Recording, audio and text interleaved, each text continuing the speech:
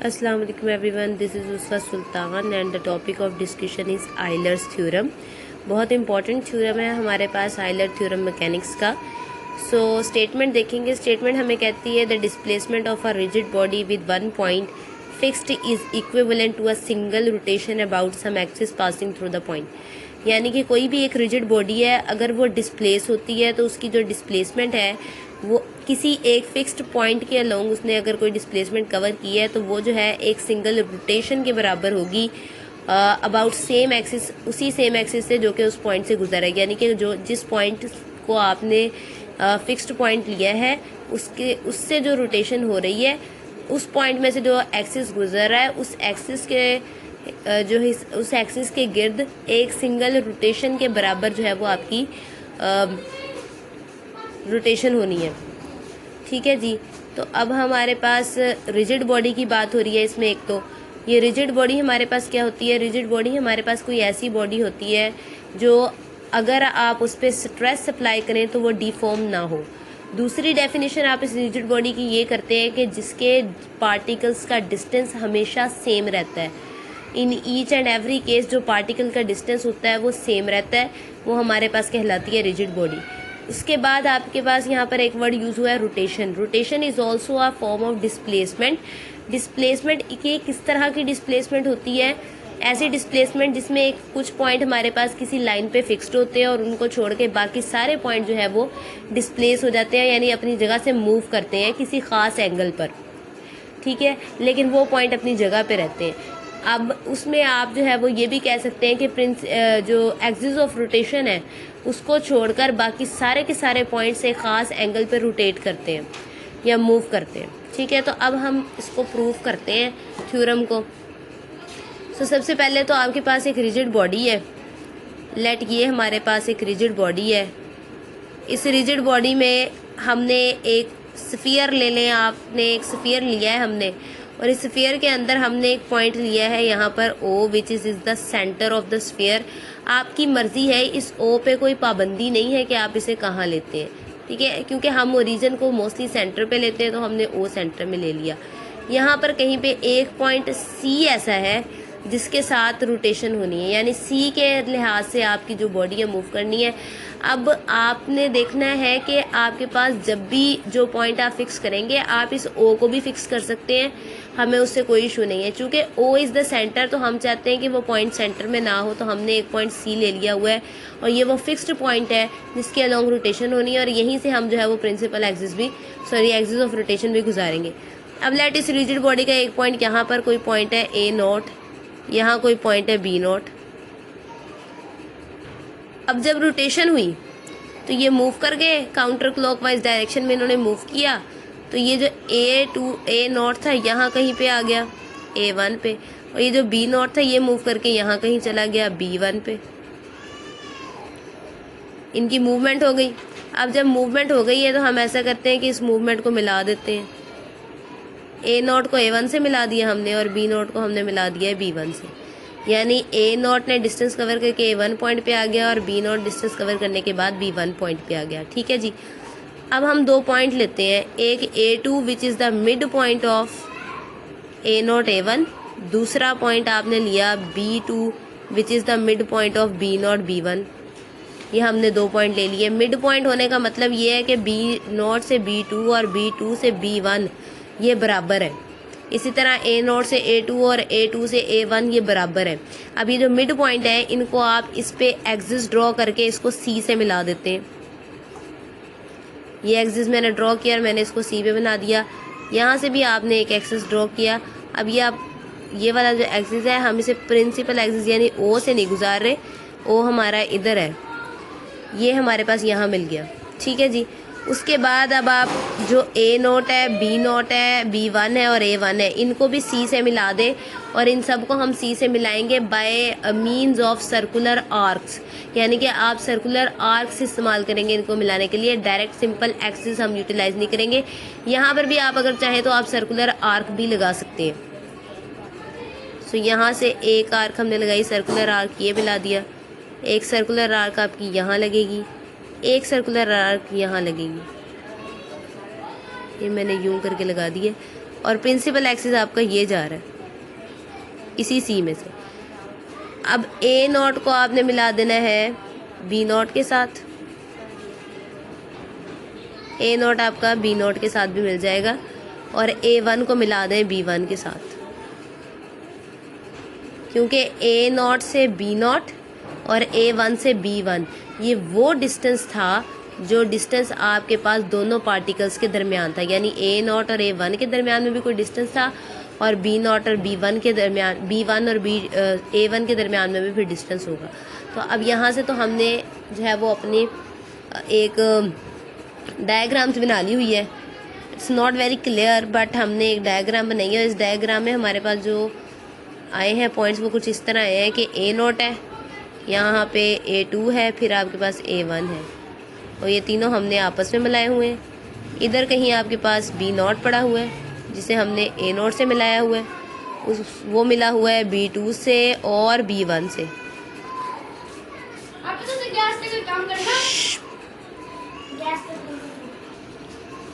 हमने A not को B not के साथ और A1 को B1 के साथ भी मिलाया हुआ था, और इन सब को हमने मिलाया हुआ है। नीचे हमारे पास जो यहाँ पे पॉइंट C है जिसके रोटेटिंग से ये जिसके साथ ये सारे रोटेट कर रहे हैं पॉइंट, उनके साथ भी हमने इन सबको सर्कुलर आर्क से मिलाया हुआ है। एक सर्कुलर आर्क ये है, ये भी एक सर्कुलर आर्क है, यहाँ पर भी एक सर्कुलर आर्क है, यहाँ पर भी एक सर्कुलर आर्क हमने लगाई हुई है, एक सर्कुलर आर्क यहाँ पे भी यूज़ की है, एक से ये भी मिलाया था।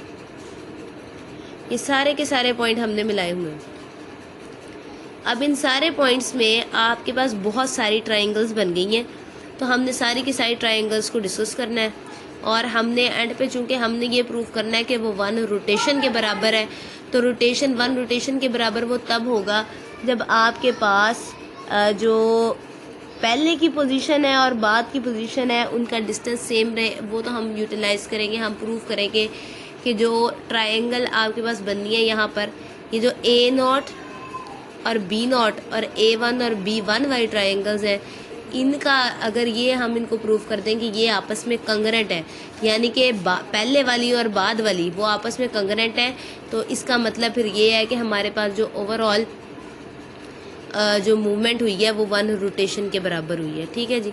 तो अब हम इसको जितना पहले था उतना ही वो बाद में एक ख़ास एंगल से बस मूव कर गया। तो हमारे पास सबसे पहले हम पिक करते हैं, हमारे पास एक ट्रायंगल आपको ये नज़र आ रही है CA नॉट A2, एक ट्रायंगल है CA2 और A1। So we take 2 triangles हमारे पास है। सबसे पहले जिनको हमने डिस्कस करना है ट्रायंगल CA नॉट A2 और ट्रायंगल CA2 A1। अब इन दोनों ट्रायंगल में एक बात तो कंफर्म है कि जो A2 था वो हमारे पास था, A2 हमारे पास है mid point of A not and A1, तो इसका मतलब है कि A2 का जो डिस्टेंस है A नॉट से और A1 से वो बराबर है। तो हम एक चीज़ यहाँ पे फिर लिखें कि डिस्टेंस, पहली चीज़ जो आपको मिल गई वो ये कि A नॉट A2 ये बराबर है A नॉट A1 के, सॉरी A2 A1 के। A नॉट से A2 जाएं और फिर आप A2 से A1 जाएं, ये आपके पास बराबर है। ठीक है, एक पोस्टुलेट तो आपको यही मिल गया। अब दूसरी चीज़ हम देखते हैं कि हमारे पास क्या सेम है। आप इन दोनों ट्रायंगल्स को देखें, एक ट्रायंगल आपके पास है ट्रायंगल CA नॉट A2, एक ट्रायंगल आपके पास है CA2 और A1। तो दोनों में ये जो C है ये कॉमन है, यानी कि मेजर एंगल A1 A2 बराबर है major angle A2 CA not के, या आप इसको सिर्फ मेजर एंगल C भी लिख दें तो कोई मसला नहीं है। वैसे हमारे पास रूल यही होता है कि C को हम मोस्टली दरमियान में, जो एंगल कॉमन होता है उसे हम दरमियान में लिखते हैं, उसके मतलब जिस एंगल की हम बात करना चाह रहे होते हैं। थर्ड पॉइंट हम ले लेते हैं, इन दोनों ट्रायंगल में एक चीज़ जो और कॉमन है वो आपके पास ये है, ये वाली लाइन CA2। ये इस ट्रायंगल में भी आ रही है और इसमें भी आ रही है, तो यानी कि आपके पास जो साइड CA2 है वो बराबर है साइड CA2 के। तो by side angle side postulate आपके पास जो ट्रायंगल CA0A2 है और जो ट्रायंगल CA2A1 है ये आपस में है कंग्रेंट। यहाँ से हमें ये पता लग गया ये दो ट्रायंगल्स हमारे पास कंग्रेंट हैं। अगर ये दोनों ट्रायंगल्स कंग्रेंट है तो देखें A2 तो पहले ही दोनों में था, तो इसका मतलब है A2 तो दोनों में ही है, तो इसका मतलब फिर हमें ये क्या दे रहा है कि जो CA0 है वो बराबर है CA1 के। ये आपके पास फर्स्ट रिजल्ट हो गया। उसके बाद अब हमारे पास सेकंड रिजल्ट की तरफ चलते हैं। हमारे पास अब यहाँ पे ट्रायंगल्स बन रही हैं CB0B2 CB2B1। अब हमारे पास अब हम लेंगे now from triangle CB0B2 and triangle CB2B1।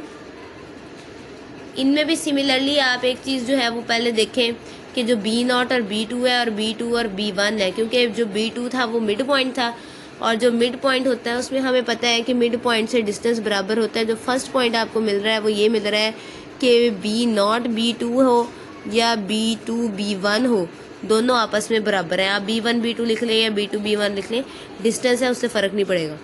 दूसरा पॉइंट जो आपको मिलेगा इसमें भी देखें ये C वाला जो एंगल है ये कॉमन है, ये सेम है दोनों के लिए। ये जो एंगल है आपके पास कॉमन है, यानी major angle C is equal to major angle C। Okay, thirdly जो पॉइंट आपको मिलना है वो ये वाला मिलना है कि आपके पास जो ये CB2 लाइन है ये भी दोनों में कॉमन है, तो CB2 CB2। तो अगेन आपके पास क्या बना, साइड एंगल साइड पोस्टुलेट, और ये आपको दे रहा है कि जो ट्रायंगल CB0B2 है वो कंग्रेंट है ट्रायंगल CB1B2 के। ये आपको मिल गई। अब यहाँ से हमने अब B2 तो हमने देखा है दोनों में कॉमन है, तो ये आपको अब क्या रिजल्ट देगा कि जो CB1 है वो बराबर है CB0 के। ओके, तो अब हमारे पास जो तीसरी ट्रायंगल है जिसे मेनली हमने अगर प्रूफ करना है, हमने प्रूफ ये करना है अब कि CA0 B0 बराबर होगा A1 और B1। ये वाला जो हमारा मेन पोर्शन है इनको प्रूफ कर देंगे अगर, तो हमारे पास चूंकि जो पहले ट्रायंगल बन रही पहले पॉइंट आपके पास A0 B0 है, अगर फिक्स्ड पॉइंट से उनके साथ एक ट्रायंगल हम बना रहे थे तो इस ट्रायंगल में हमने बेसिकली एक्सिस ही रोटेट हमने कर्व्स ही ड्रॉ की हुई हैं और ये कर्व आपके पास डिस्टेंसेस है। तो अगर पहले के डिस्टेंसेस सेम थे, हम प्रूफ कर देंगे जो पहले डिस्टेंस था और जो बाद में डिस्टेंस था पॉइंट C से वो बराबर है, तो इसका मतलब है फिर रोटेशन हुई है। क्योंकि रोटेशन की डेफिनेशन ये है कि जब रिजिड बॉडी से पॉइंट मूव करते हैं तो उनके दरमियान का जो डिस्टेंस है वो आपके पास हमेशा डिस्प्लेसमेंट तभी होती है जब डिस्टेंस आपका सेम रहे। हमने जो रोटेशन की डेफिनेशन की हुई है कि जो डिस्टेंस है वो आपके पास मूवमेंट के बाद सेम रहना चाहिए पॉइंट्स का। अगर वो मूवमेंट के बाद डिस्टेंस सेम ना रहा तो वो जो पॉइंट्स आपके पास हैं वो रिजिड बॉडी के पॉइंट्स नहीं कहलाएंगे, आपकी बॉडी डीफॉर्म हो जाएगी। तो हमने प्रूफ ये करना है कि वो रोटेशन है। रोटेशन है तो जो पहले बन रही थी ट्रायंगल और जो बाद में बन रही है ट्रायंगल, यानी A1 B1 पॉइंट के साथ और A0 B0 पॉइंट के साथ, तो ये वाली जो ट्रायंगल्स हैं ये आपस में कंग्रेंट होनी चाहिए। सो हम इन दोनों को चेक कर लेते हैं। हमारे पास ट्रायंगल CA1 B1 एंड आपने ट्रायंगल कौन सी ली है, ट्रायंगल CA0 B0। अब हमारे पास रिजल्ट हमने प्रूफ करना है कि ये बराबर है, तो रिजल्ट हमारे पास गिवन है। ये जो फर्स्ट रिजल्ट आपने बनाया था यहाँ से आप लिख सकते हैं कि जो CA0 है वो CA1 के बराबर है। सेकंड रिजल्ट आपने ये अब बनाया है ये वाला, ये आपको कह रहा है कि जो CB1 है ये बराबर है CB0 के। और जो थर्ड रिजल्ट है वो आप रिजिड बॉडी की डेफिनेशन से बना लें। रिजिड बॉडी की डेफिनेशन ने आपको क्या कहा है कि जो आपके पास डिस्प्लेसमेंट होती है वो हमेशा सेम रहती है। ये आपके पास डेफिनेशन है। Distance between the 2 points of rigid body is always remain the same. अगर उसका वो डिस्टेंस सेम ना रहे तो बॉडी रिजिड भी नहीं होती। तो चूंकि हमें पता है कि हम रिजिड बॉडी की बात कर रहे थे, तो फिर जो आपके पास पहले पॉइंट थे वो कौन से पॉइंट थे? दो, वो थे A0 और B0, और बाद वाले थे A1 और B1। तो हम फिर ये कह सकते हैं कि A0 B0 बराबर है A1 B1 के। अब देखें, by side angle side postulate, आपके पास ये दोनों ट्रायंगल्स कंग्रेंट हो जाएंगी।